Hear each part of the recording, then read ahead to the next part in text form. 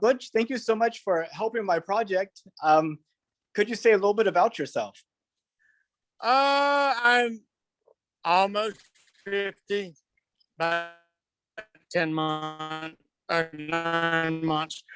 Uh, uh, Engineer, working, but that's kind of my background. Okay, what kind of engineering do you do? Make sure, easiest way to explain this, it's called cathodic protection. The easiest way to explain this, I make sure shit don't blow up in your backyard. Okay, that Yeah. sounds that sounds very important. Yeah. So did you know that NASA is planning to put people on the moon again in 2024 for the first time since 1972? Yeah, I know. I keep up with that. What do you think about it? It's interesting. I think that a lot of times NASA, we got a lot of good products from NASA as far as putting stuff together, the scientists and the engineers that they had. There's a lot of good products come out of it, but I'm just still looking at why our struggle is trying to get to the moon, because I'm not sure that what do we benefit out of it? I mean, that's my question. Well, there's several ways to sort of think about it. One is sort of the practical way, like how would it benefit people on Earth today? And then another thing is sort of thinking about in the sense of where is humanity ultimately going? And along the second lines, I'd like to ask what your vision is. Do you think humanity is forever destined to only be on Earth? Or do you see at some point humanity branching out to the rest of the solar system, maybe spreading out to other star systems? Where do you see humanity going? I could see that, but we're talking many, many years down the road. We're not even close. In my mind, we're not even close to really. Yeah, we can talk about it, but it's not anywhere close to happening. But I do believe that, yes, that will happen at some point. But we're not, as far as trying, we just don't have enough information, and it's just, yeah, we're not there yet. Right. But I think about like sailing and how ships have developed over the course of hundreds of years. People created things that floated just across the river, and then eventually down the river, and then across little seas and lakes, and then eventually we built up to these big, worldwide going ocean voyaging ships, and it's like you have to kind of take these little feeble steps before you could take the bigger steps. No, I agree. It's anything with engineering. It's a process of working through solving problems that are presented and still going forward. And yes, that's what I said. I don't think we're there right now. Now, in the future, after I'm dead and gone, yes, probably so. But yes, I understand what you're saying as far as like ships and stuff. Yes, but it is a process of many years. And I guess it just feels like, yeah, just like with the ships, it's hard to really understand what ships can do and what the requirements are and how to manage them if it's all done by people that only stay on land. And I think the same is true with like space, that we have to start taking these feeble steps that seem pointless in order to develop the expertise that actually gives us the capability to do something worthwhile. And I'm not disagreeing with that, but what I will say is we spend a lot of money on space programs, but still we have money. We can spend that money and not ever ask what our benefit is, but that money can also be spent in other places to benefit people that are here today and trying to survive. And I guess that's my thing. And that's just something in my mind. Yeah, no, that's definitely a very valid point. I guess, what do you see as being the most urgent need that we should be spending money on that we're not right now? I think our most urgent need I know in our country, as I speak as a United States citizen, is homelessness. We've got to figure the problem out because it is horrible, especially in California, Colorado, and I can name cities, but that is our most urgent need is trying to figure out what the hell to do with that shit. And it is horrible. Well, assuming that money wasn't an option, what do you think would be a first step to solving that problem? Uh, Mental health care is the first thing, 100%. Second is, which is falls in line with mental health care, is drug addiction.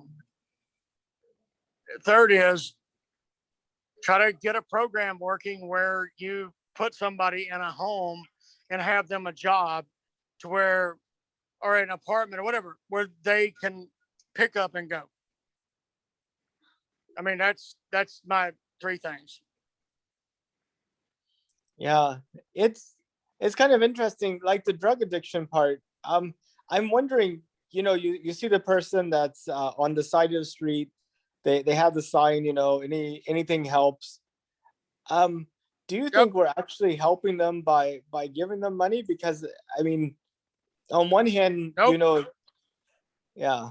You're feeding the habit. You're feeding the habit. That's just my opinion. And my opinion doesn't mean shit, but yes, that is my opinion.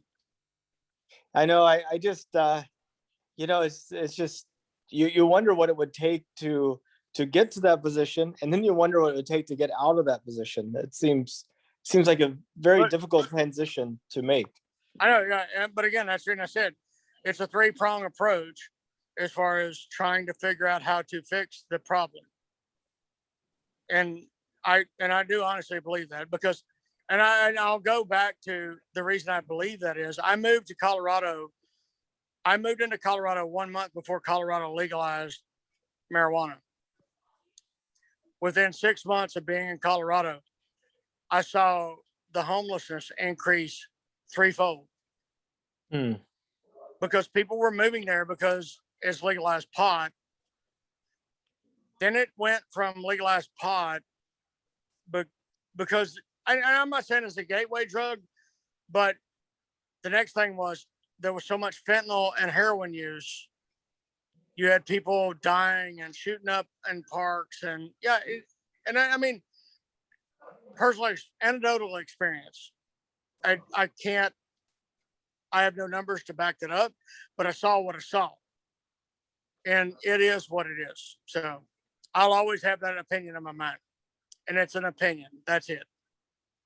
I know it kind of makes sense. I wonder if the same thing with like what is it, the CBD, is that what they call it? That other extract from Yeah, marijuana? CBD. Yeah, yeah. I know it doesn't like But again, actually. CBD is different. I don't. And again, the CBD thing. I I don't I don't understand that. I really don't. I've always been in an industry where I'm DOT regulated, so I couldn't. I'm not going to chance anything, even though they say that you won't test positive for THC. If they screw up a batch, I'm taking it. I test positive for THC. No, that's not worth losing my career. So I never have touched that. I'll, it's yeah, but yeah, I know what you're saying. It's Yeah, I was just thinking, it may not necessarily be the drug itself, but people are in a position seeking out sort of like a quick fix to something. Then you have the people in the parking lot. They're like, "Hey, these are potential people," and then that's kind of how the no, maybe some of it happens. it's yeah, it's I will always say yes, I do agree when people say marijuana is not a gateway drug, but if you are looking for an exit of your normal shitty life, you're looking always. So so it's not a gateway drug, but it is. And yeah, Yeah, I mean, I people who are going to the car dealership are looking for some type of transportation, so you can yeah, can sell them something, that type of thing. correct. But you mentioned something about people who are looking for an escape from their shitty lives, are like ripe for kind of this issue. I guess, maybe it all comes down to that. How do we have lives that are meaningful and help other people have lives that are meaningful? It seems like if you have that, you get through any problem. But if you don't have that, then it's like all your efforts are kind of wasted. And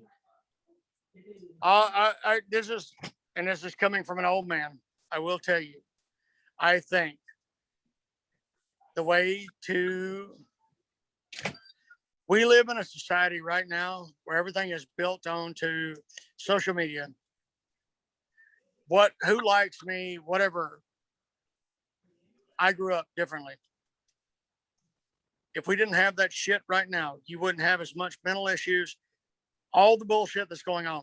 You wouldn't have that.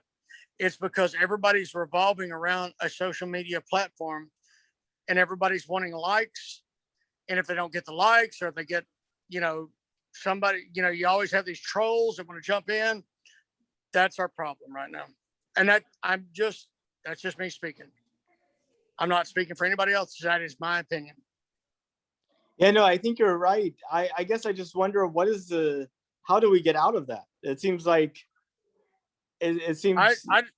I don't know how we get out of it. I mean, honestly, I go back to as far back as 2010, 2012.